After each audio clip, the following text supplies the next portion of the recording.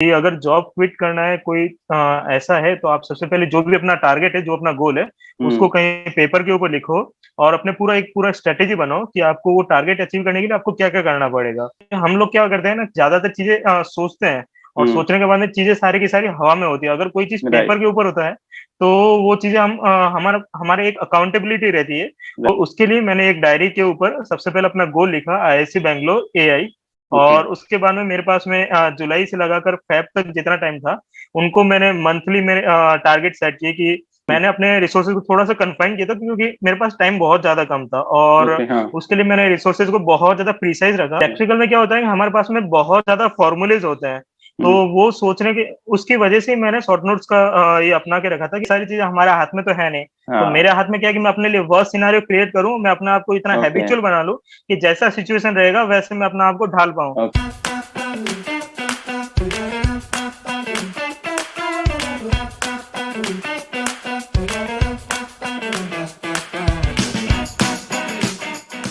Hello everyone, welcome back to another podcast of my channel.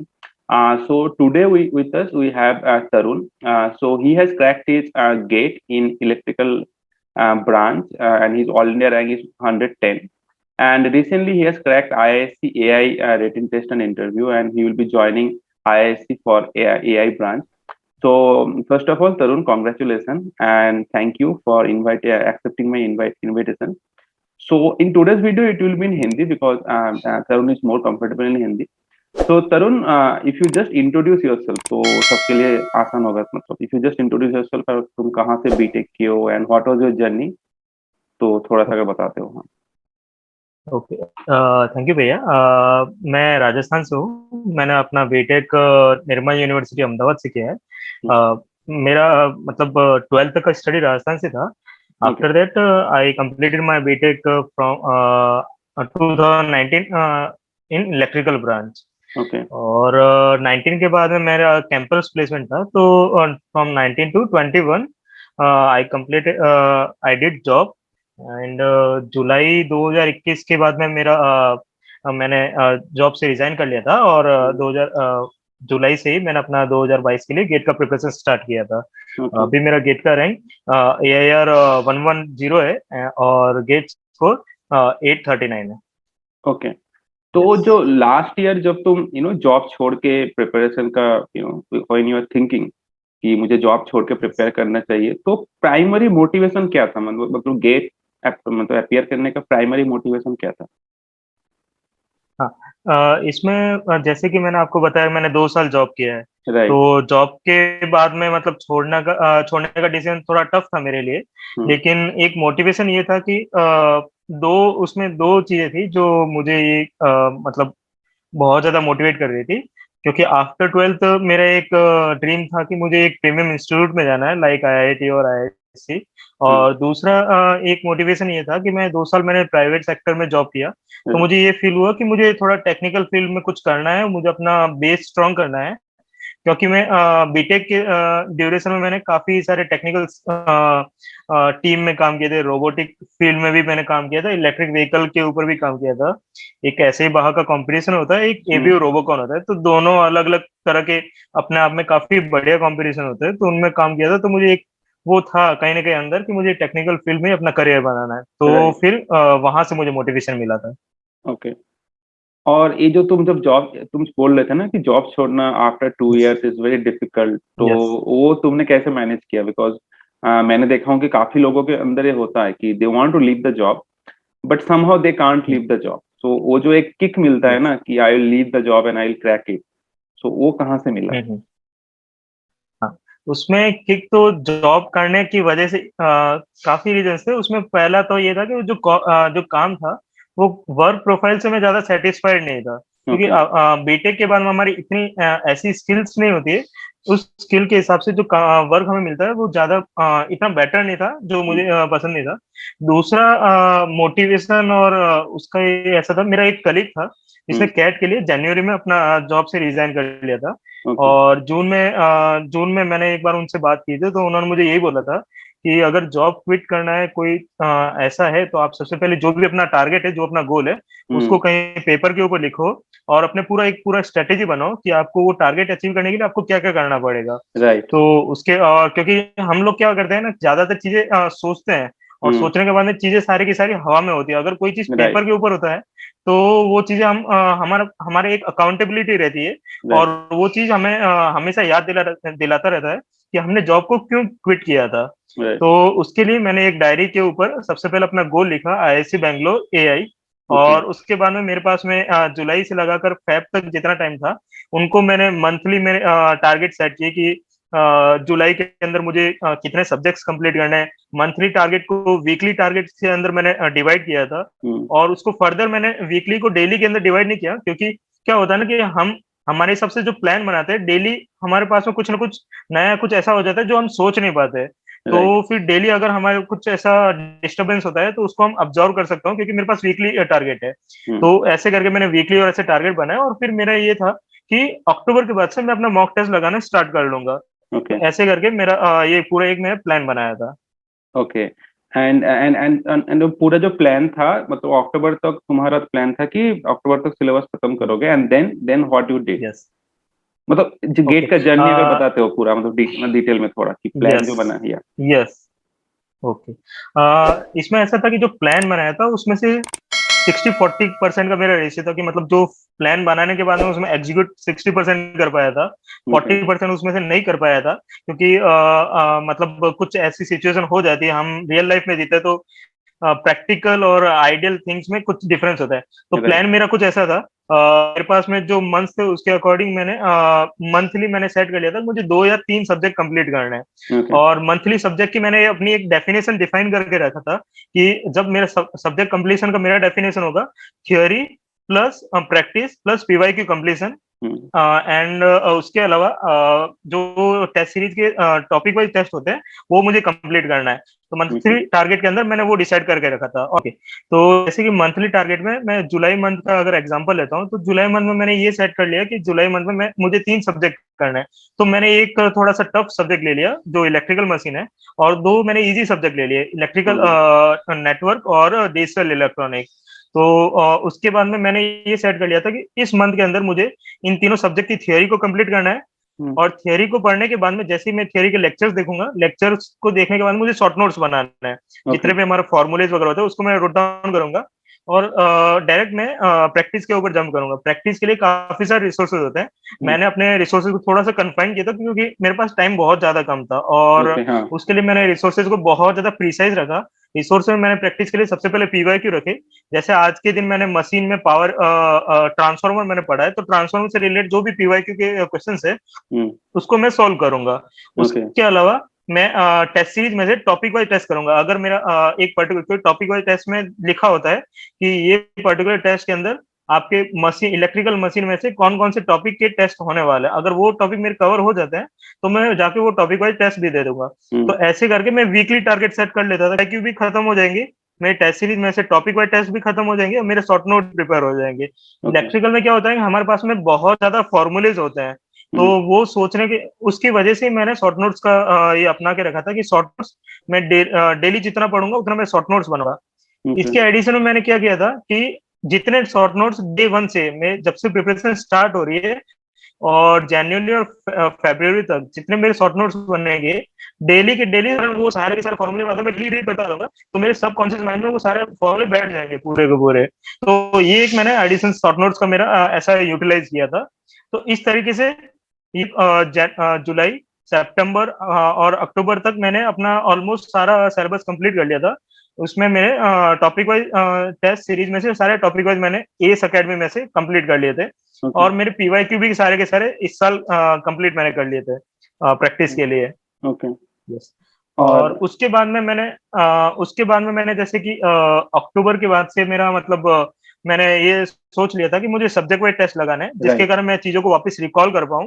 तो अक्टूबर से मैंने subject wise test लगाना start किया, और अक्टूबर के बाद में थोड़ा सा मैं प्रिपरेशन से डाइवर्ट हो गया, क्योंकि घर में थोड़ा सा शादी का माहौल था मेरे बड़े भैया का, और फिर और भी काफी सारी चीजें ऐसी हो गई थी जिसके कारण जो मैंने अक्टूबर के बाद की जो मेरी प्लानिंग थी, जो बहुत ज्यादा क्रूशियल टाइम होता है एक एस्पिरेंट के लिए अक्टूबर, नवंबर, दिसंबर। तो उस समय मैं थोड़ा-सा कंसंट्रेट नहीं कर पाया था। तो जनवरी से वापस मैंने अपना वापस ट्रैक पे आया, मतलब दिसंबर मिड से वापस ट्रैक पे मैंने आ गया। मैंने अपने शॉर्ट नोट्स को वापस रेफर किया। जल्दी से 1 वीक के अंदर मैंने शॉर्ट नोट्स को वापस रिवाइज किया और मैंने सब्जेक्ट वाइज टेस्ट लगाने स्टार्ट कर लिया। तब तक मैंने एक भी मॉक टेस्ट तो नहीं दिया था। और काफ़ी सारे लोग जनरली क्या है कि दिसंबर से या नवंबर मिड से मॉक टेस्ट लगाना स्टार्ट कर लेते हैं। तो आइडियल एक बच्चे को अगर जिसको टॉप 100 के अंदर रैंक लाना है या कोई बढ़िया रैंक अगर लेकर आना है, टॉप 200 के अंदर भी अगर रैंक लाना है, तो मॉक टेस्ट जनरली नवंबर के स्टार्टिंग से दे देना चाहिए। मैंने अपने प्लान को थोड़ा इस तरीके से मैनेज किया कि मैं जितने मॉक टेस्ट दूंगा उसका एनालिसिस काफी अच्छे तरीके से करूंगा मॉक टेस्ट। और मैंने सब्जेक्ट वाइज टेस्ट को थोड़ा सा प्लान किया। मैंने वापस एक नया प्लान बनाया दिसंबर मिड से फेब 1 फेब तक का एक मैंने नया प्लान बनाया, जिसमें मुझे अब प्रैक्टिस को थोड़ा मैनेज करना था, क्योंकि थियोरी वाला पार्ट और मेरे टॉपिक वाइज हो गए थे। बीच में अगर ये चेंज आया तो मैंने नया प्लान बनाया। नए प्लान के अकॉर्डिंग मैंने ये सेट किया कि मैं एक मॉक टेस्ट दूंगा।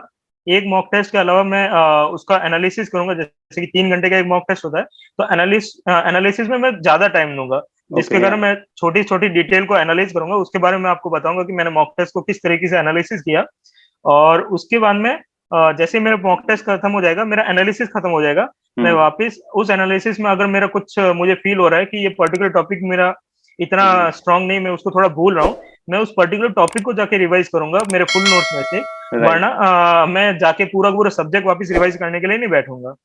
और वो मॉक टेस्ट का ये एनालिसिस और ये टॉपिक कवर होने के बाद में मैं उस पर्टिकुलर सब्जेक्ट का सब्जेक्ट वाइज दे के आऊंगा। क्योंकि क्या होता है ना, सब्जेक्ट वाइज हमारा बेस हमारा बहुत टेक्निकल बहुत ज्यादा स्ट्रॉन्ग करेगा, हमारा कॉन्सेप्ट बहुत ज्यादा क्लियर करेगा। तो एक सब्जेक्ट के अंदर काफी सारे छोटे छोटे कॉन्सेप्ट भी आ जाते हैं। वरना अगर एक मॉक टेस्ट के अंदर 12 सब्जेक्ट में से सारे के सारे कॉन्सेप्ट क्लियर नहीं हो पाते।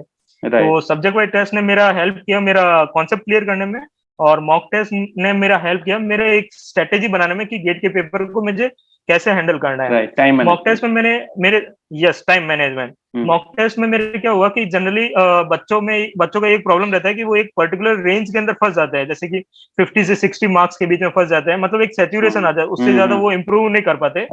तो ये मेरे एक फ्रेंड से मेरे बात तो हो रही थी, जिसने मतलब दिसंबर तक लगभग उसने 30 to 40 मॉक टेस्ट दे दिए थे।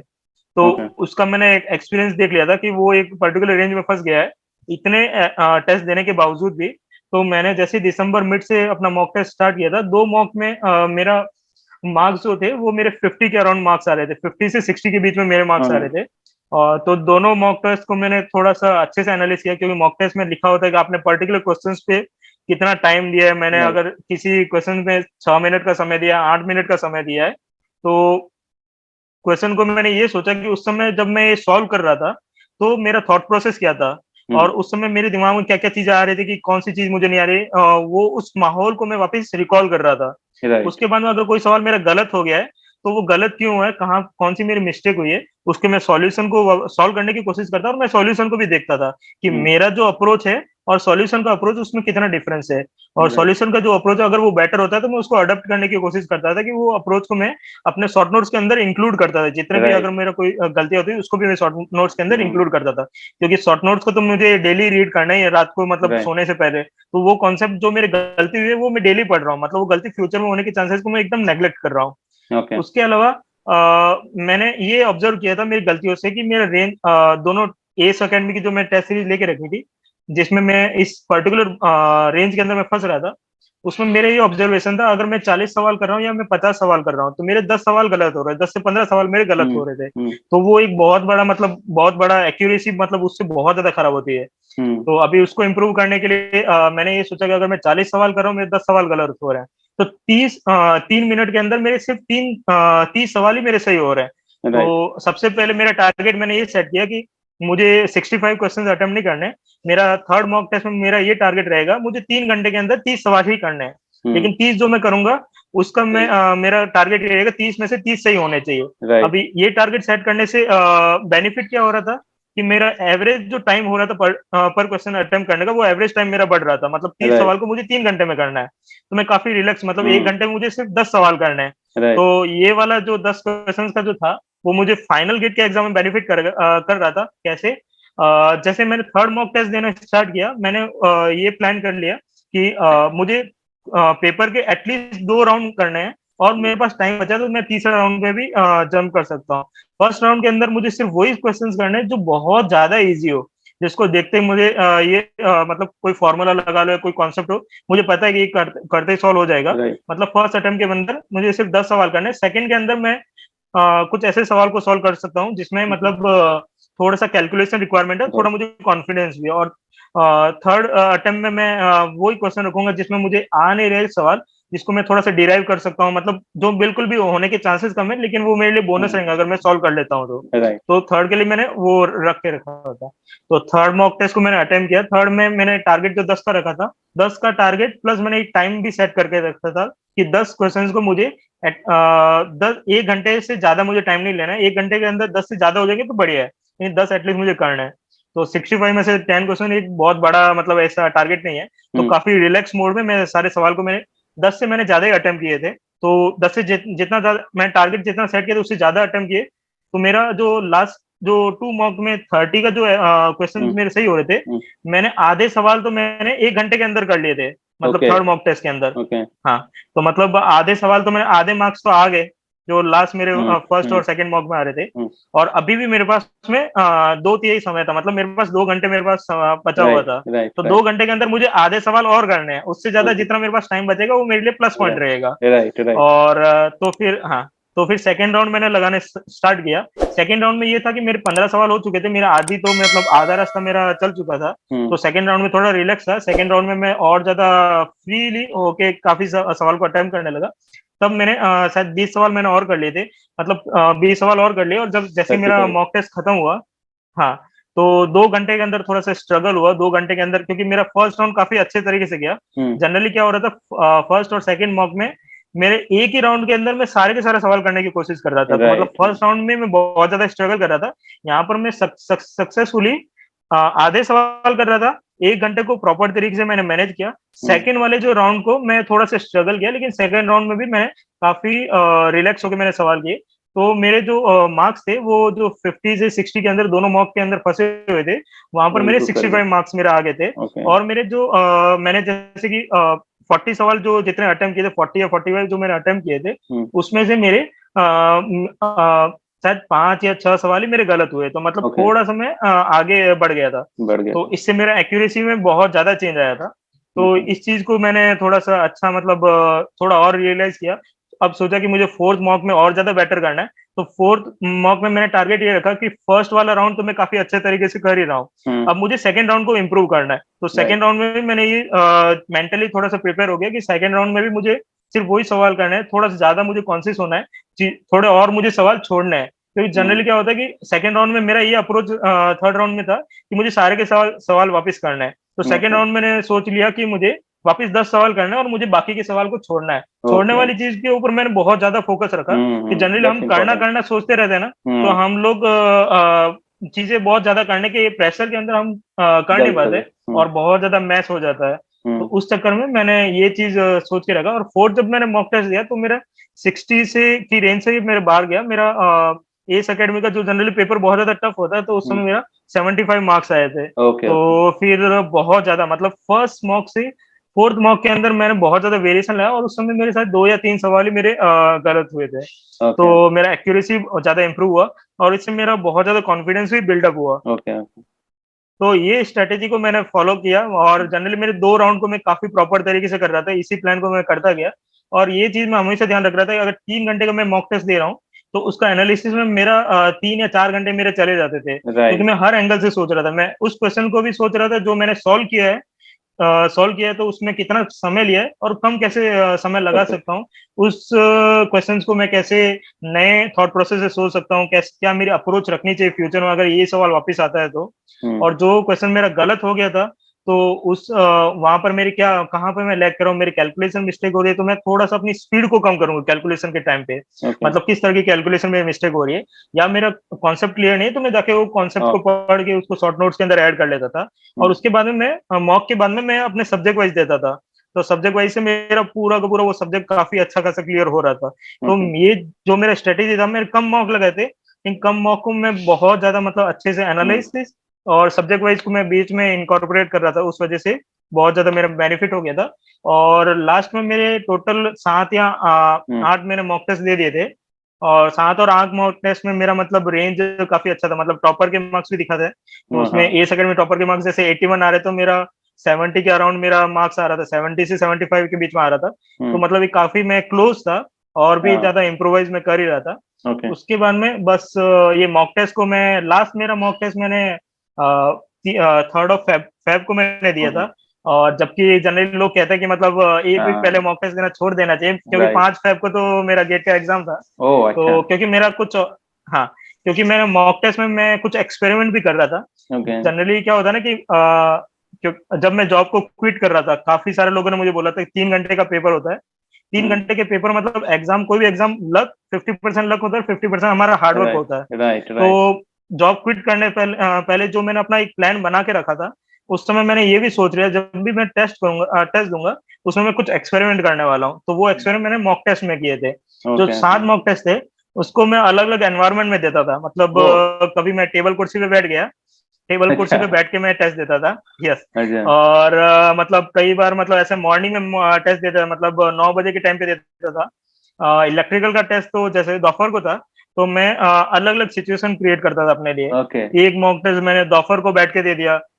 एक मॉक टेस्ट मैंने सिर्फ मतलब थोड़ा सा लंच करने के बाद में हाथों हाथ देने के लिए बैठ गया, क्योंकि जब ओके भी हम थोड़ा सा हैवी हाँ हैवी लंच वगैरह लेते, थोड़ा सा हम थोड़ा सा क्या स्लिपी कहते हैं स्लिपी हो कि जाता है बहुत हाँ ज्यादा, हाँ, स्लिपी ऐसा हाँ मूड रहता है। हाँ तो ये अलग अलग एक्सपेरिमेंट किए। ओके इवन मैंने थोड़ा सा नीचे जमीन पे बैठ के भी मैंने मॉक टेस्ट वगैरह दिया, बिना ओके माउस के, माउस पैड पे मैंने टेस्ट भी दिया। हाँ ये तो एक्चुअली ये अच्छा किया सिचुएशन मैंने, तुमने because you don't know get involve में तुम्हें क्या मिलेगा maybe your mouse is हाँ, not working maybe your keyboard is not working maybe you are in front correct, of AC जो तुम्हें सूट नहीं कर रहा है अचानक से मतलब होता है कभी कभी कि हाँ, चीजें मिलता है एसी के नीचे मिल जाता है चीज तो ये अच्छा था हाँ। मतलब डिफरेंट तो उस सिचुएशन समय क्योंकि मैंने कुछ जैसे काफी सारे बच्चों के वीडियोस, टॉपर्स के वीडियोस देखे थे, तो लोग जनरली उनसे यही सवाल पूछते हैं कि गेट के दिन आप कैसे आप चीजों को हैंडल करते हो। तो हम्म काफी सारे लोग बोलते हैं कि मैंने ऐसा लंच किया था, फिर ऐसे मैंने अपने आप को मेंटेन रखा था। तो मैंने सोच के रखा था ये सारी चीजें हमारे हाथ में तो है नहीं। तो हाँ मेरे हाथ में क्या है कि मैं अपने लिए वर्स्ट सिनारियो क्रिएट करूं, मैं अपने आप को इतना ओके हैबिचुअल बना लूं कि जैसा सिचुएशन रहेगा वैसे मैं अपने आप को ढाल पाऊं। ओके तो ओके उसके हिसाब से मैंने ये 7 8 मॉक टेस्ट में अपने ये एक्सपेरिमेंट किए थे। इट इज और रियली एक जो छोटा सा मेरा एक्सपेरिमेंट बाकी रह गया था, इसलिए मैंने 3 फेब को ये एक रिस्क ले लिया था कि चलो दे देते हैं मॉक टेस्ट थर्ड नहीं फेब को एक्चुअली भी। क्या होता है लोग जनरली गेट के पहले देने के लिए मना इसलिए करते हैं कि अगर वो एग्जाम खराब हो गया third of Feb and your खराब हो एग्जाम गया इज तो, ऑन फिफ्थ ऑफ फेब तो मेंटली हो जाता है हाँ, कि यार मेरा लास्ट एग्जाम खराब था तो हाँ। अगर तो फिर मेरे साथ में ये हो गया था, वो टेस्ट तो मेरा बढ़िया ही गया था। तो हाँ मुझे तो यही था कि मुझे वर्स्ट सिनारियो के लिए प्रिपेयर होना है। तो हाँ वो ये मैं अच्छा था प्रिपेयर हो रहा था इसलिए। अच्छा अच्छा ओके ओके तो क्योंकि मतलब हाँ, उस चीज के भरोसे रह नहीं सकते हैं। हाँ अच्छा और एक बात बताओ यस। जो जब तुम प्रिपेयर कर रहे थे कि तुमने कुछ कोचिंग लिए थे या इट्स फुल्ली सेल्फ स्टडी हाँ, इसमें भैया ऐसा था कि मैंने कोचिंग लिया है, मैंने अन अकेडमी से कोचिंग लिया था। ओके और जनरली बच्चों का ये रहता है कि कोचिंग लेना चाहिए नहीं लेना चाहिए, कि जब से मैंने मतलब काफी सारे लिंक्डइन वगैरह पे पोस्ट डाला है कि मेरा मतलब आईआईसी एआई में हो चुका है, तो काफी सारे जैसे सेकंड ईयर वाले बच्चे, थर्ड ईयर वाले, इवन ड्रॉपर्स भी होते हैं जो ये सजेशन मांगते हैं कि कोचिंग लेना चाहिए नहीं लेना चाहिए, या हम्म कहाँ से कोचिंग करनी चाहिए। कुछ लोगों का ये भी रहता है रेफरेंस बुक से प्रिपेयर करना चाहिए, एनपीटीईएल से करना चाहिए, हम्म सेल्फ स्टडी कितना रहता है। तो सबके लिए ये मैं बताऊंगा कि अगर आपके पास में फाइनेंशियल, अगर आप स्ट्रांग हो तो कोचिंग लेना काफी सही रहेगा। अगर आपके पास में ये एक एज है, तो आप उस चीज का ज्यादा ज्यादा बेनिफिट राइट उठाओ, क्योंकि कोचिंग से क्या होता है कि हमें एक डायरेक्शन मिल जाती है। हमने पैसा अगर खर्च किया है, तो हमें अंदर रहता है कि नहीं, मैंने इतना पैसा खर्च किया है, मुझे अभी इसका मतलब रिजल्ट निकालना है। तो वो एक हमारे पास में एक जिम्मेदारी रहती है कि हमें ये करना है। राइट हम्म वरना सेल्फ स्टडी में थोड़ा सा हमें बहुत ज्यादा डिसिप्लिन रहना पड़ता है, हम्म और बहुत ज्यादा अकाउंटेबिलिटी रहती है। तो हम्म फिर इसलिए मैंने कोचिंग ले लिया था कि कोचिंग के साथ में मैं प्रिपेयर करूंगा। हम्म और जैसा सेल्फ स्टडी का है, तो इलेक्ट्रिकल में बहुत ज्यादा यूट्यूब पे कंटेंट है। अगर किसी के पास फाइनेंशियल प्रॉब्लम है, तो मैं रिसोर्सेज उनको बता सकता हूँ यूट्यूब पे, जैसे कि क्रिएट्रिक्स ने इलेक्ट्रिकल के सारे सब्जेक्ट का कंटेंट डाल के रखा ओके हुआ है। ओके सारे के सारे लेक्चर्स हैं, तो उनके चैनल्स पे जाके लोग देख सकते हैं। ओके इवन दूसरी कोचिंग के भी कंटेंट है इलेक्ट्रिकल में, तो इलेक्ट्रिकल ईसी और आईएन के तो कंटेंट अभी यूट्यूब पे और आप जहां पर भी देखोगे, या टेलीग्राम पे आपको मतलब कंटेंट मिल जाएगा। बस वो Okay. है कि हमें थोड़ा सा ज्यादा डिसिप्लिन रहना पड़ेगा। आप किसी भी कोचिंग का कंटेंट आप ले सकते हो। तो कंटेंट के मामले में ये था। दूसरा, Okay. अगर किसी, तो आपको थियोरी के लिए रिसोर्सेज मिल जाएंगे, और प्रैक्टिस के लिए मैं सबको यही सजेस्ट करूंगा, ज्यादा रिसोर्सेज के पीछे मत भागो। आप कोई भी दो अच्छी टेस्ट सीरीज ले लो। जैसे इलेक्ट्रिकल में एस अकेडमी, मेड इजी, दोनों की टेस्ट सीरीज टॉप नॉच है। आप दोनों में से किसी भी टेस्ट सीरीज, दोनों टेस्ट सीरीज ले लो। दोनों टेस्ट सीरीज में ये साल के और पिछले साल के, तो ऐसे करके आपके पास में टोटल 4 टेस्ट सीरीज हो जाएंगी। तो चारों टेस्ट सीरीज में से आपके पास में सफिशिएंट क्वेश्चंस रहेंगे, जिसको आप एक साल में कंप्लीट करने जाओगे तो आपकी प्रैक्टिस काफी अच्छी खासी हो जाएगी। काफी अच्छे हो आपको जाएंगे। कुछ और कंटेंट देखने की जरूरत नहीं है। राइट। उसके अलावा आपको सिर्फ पीवाई और टेस्ट सीरीज, ये इतने सारे क्वेश्चन हो जाएंगे ना, इसके अलावा आप कुछ और देखने की जरूरत ही नहीं पड़ेगी। तो ये ओके। प्रैक्टिस होगी, और थियोरी का कंटेंट आपको ऑनलाइन भी ओके। मिल जाएगा। ओके। कंटेंट का यस, लिंक मैं मे बी तुम शेयर कर दोगे तो मैं दे दूंगा डिस्क्रिप्शन में, यस, मैं आई विल ऐड। डेफिनेटली।